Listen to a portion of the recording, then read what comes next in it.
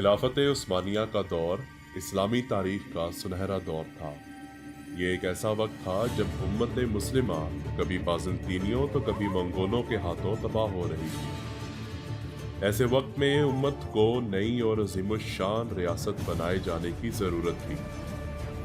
656 हिजरी बा मुताबिक 1258 ईस्वी एक तुर्क सरदार अर्तुरुल गाजी के यहाँ एक बेटे की पैदाइश हुई जिसका नाम उस्मान रखा गया। उस्मान ने मुसलमानों की तकदीर बदल डाली और इन्हीं के हाथों सल्तनत उस्मानिया की बुनियाद रखी। एक पादरी जिसका नाम पापास ग्रेगोर होता है, जो कि समुंदर के रास्ते से कुस्तुनतुनिया से बिलिचिक जा रहा होता है। बिलिचिक का ताकफोर रोगतोस लस्करिस पापास ग्रेगोर का दोस्त होता है, जो कि अपने आदमियों को पापास ग्रेगोर को लाने के लिए भेजता है। जहां एक तरफ एक आदमी बड़ी सी स्याह रंग की चादर ओढ़े लकड़ी के तख्ते पर आता है और पापास ग्रेगोर का हाथ चूमता है और उन्हें कहता है कि मुझे रागाटोस लस्करिस ने आपको उनके पास लाने के लिए भेजा है। पापास ग्रेगोर और उनके साथी बहुत गौर से उस आदमी को देखते हैं, फिर उसके साथ जाने के लिए तैयार हो जाते हैं और तख्ते पर सवार हो जाते हैं। लेकिन उनको लेकर जाने वाला आदमी रोगाटोस नहीं बल्कि उस्मान का जंगजू सिपाही चरगुताई होता है। वहीं दूसरी तरफ उस्मान भी अपने साथियों और सिपाहियों के साथ दुश्मनों के लिबास में समुंदर के ही किसी किनारे पर पापास ग्रेगोर का इंतजार कर रहा होता है। लेकिन पापास ग्रेगोर को चारगुताई पर शक हो जाता है, क्योंकि वो उन्हें समुंदर के किसी और रास्ते से लेकर जा रहा होता है। तो पापास ग्रेगोर के आदमी चारगुताई के हाथ पांव बांधकर उसे समुंदर में फेंक देते हैं। तभी उस्मान को उसका एक आदमी खबर देता है कि तख्ता इस तरफ नहीं आ रहा। तो उस्मान समझ जाता है कि चारगुताई का राज खुल गया है। फिर जैसे ही पापास ग्रेगोर और उसके साथी रागाटोस भेजे हुए सही आदमी और उसके सिपाहियों के पास पहुंचते हैं, तो वहशी कातलांस उन पर हमला कर देते हैं और रोगाटोस के सिपाहियों को मार डालते हैं। और जैसे ही वो पापास ग्रेगोर को पकड़ने लगते हैं, तो उस्मान और उसके साथी वहां पहुंच जाते हैं।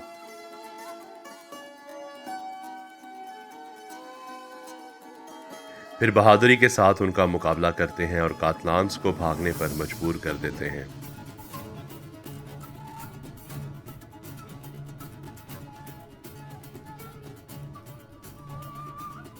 और पापास ग्रेगोर को अपने साथ काई कबीले ले जाते हैं। रोगाटोस अपने किले के बड़े कमरे में दर्जी को अपना नाम देकर सोने की तारों से कपड़े बनाने को कहता है कि तभी उसका वफादार आदमी थियोडोर, जो कि पापास ग्रेगोर को लेने गया होता है, अंदर दाखिल होता है और उसे सारी आप बीती सुनाता है और बताता है कि पापास ग्रेगोर को अगवा कर लिया गया है। ये सुनकर रोगाटोस आग बगोला हो जाता है और थियोडोर पर बरस पड़ता है। हरमन काया का ताकफोर मिकाइल कोसिस अपने तख्त पर बैठा होता है कि तभी वहां कातलानियों का सरदार अल साल्मू दाखिल होता है और उसे देखते ही मिकाइल कोसिस पहचान जाता है कि उसे शिकस्त मिली है। फिर अल साल्मू उसे बताता है कि पापास ग्रेगोर हाथ से निकल गए हैं। तो मिकाइल कोसिस उस पर गुस्सा करता है और फिर अल साल्मू कहता है कि मैं हार नहीं मानता, मैं बहुत जल्द पापास ग्रेगोर को ढूंढकर आपके पास लेकर आऊंगा। और ये कहकर अल साल्मू वहां से चला जाता है। सैलजान खातून काई कबीले वापस आ जाती हैं और ओरहान को मिलती हैं और उसे दुआएं देती हैं। वहां बाला खातून, कोंचा खातून और मालहूर खातून भी मौजूद होती हैं। तभी बाला खातून की तबीयत कुछ ख़राब होने लगती है, तो बाला खातून और कोंचे खातून इजाज़त लेकर खुली हवा में जाती हैं और जब वो वापस में बातें कर रही होती हैं, तो मालहून खातून की खात्मा गोगचे सब सुन लेती है और उसे पता चल जाता है कि बाला खातून माँ बनने वाली है।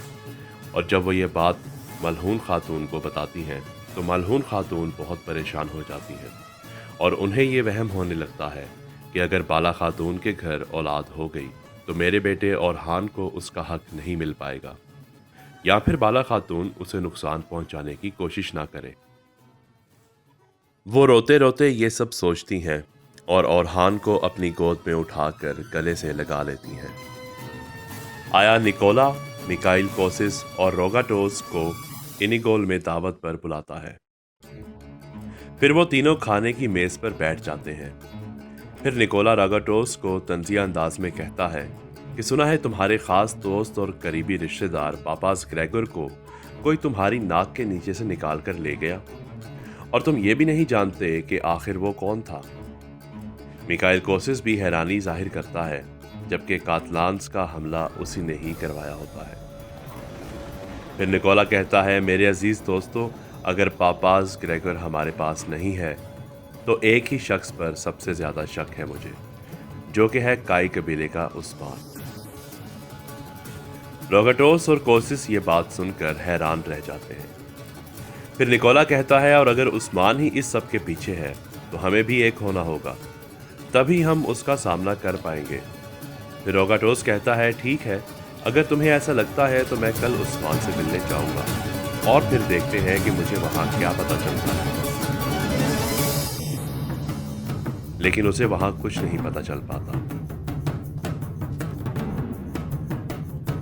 ओरहान के 40 दिन के होने की खुशी में काई कबीले में बड़ी दावत रखी जाती है और एक बहुत बड़ा दस्तरखान सजाया जाता है। सब लोग जश्न मनाते हैं। पहले सब वहाँ खाना खाते हैं और फिर बोरान एल्प गीत सुनाकर सबको खुश कर देते हैं।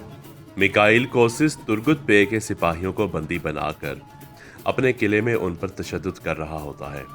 तो बदले में जब मिकाइल कोसिस की बहन मारी हरमन काया वापस जा रही होती है तो रास्ते में तुर्गुत बे उस पर हमला करते हैं और मारी को अगवा करके अपने कबीले ले जाते हैं।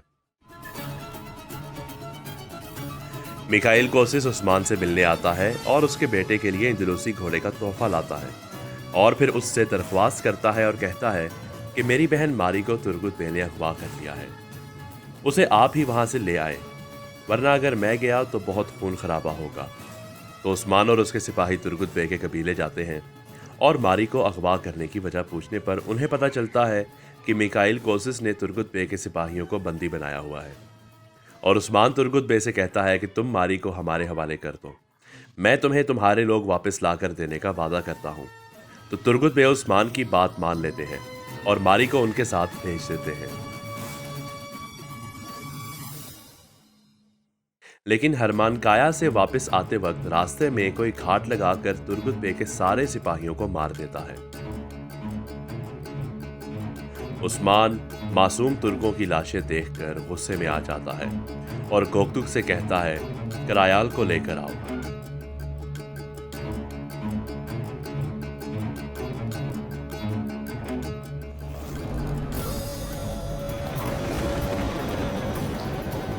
लेकिन गोकतुक खाली हाथ आ जाता है और उसकी आंखों में नमी होती है। फिर उस्मान खुद करायाल के अस्तबल में जाता है और सब सिपाही भी उसके पीछे जाते हैं। अब क्या तुर्गुत बे की हो जाएगी अपने सिपाहियों के मरने की वजह से उस्मान बे के साथ दुश्मनी, और आखिर करायल को क्या हुआ होगा? जानने के लिए देखते रहिए कुर्रस उस्मान सीजन 3।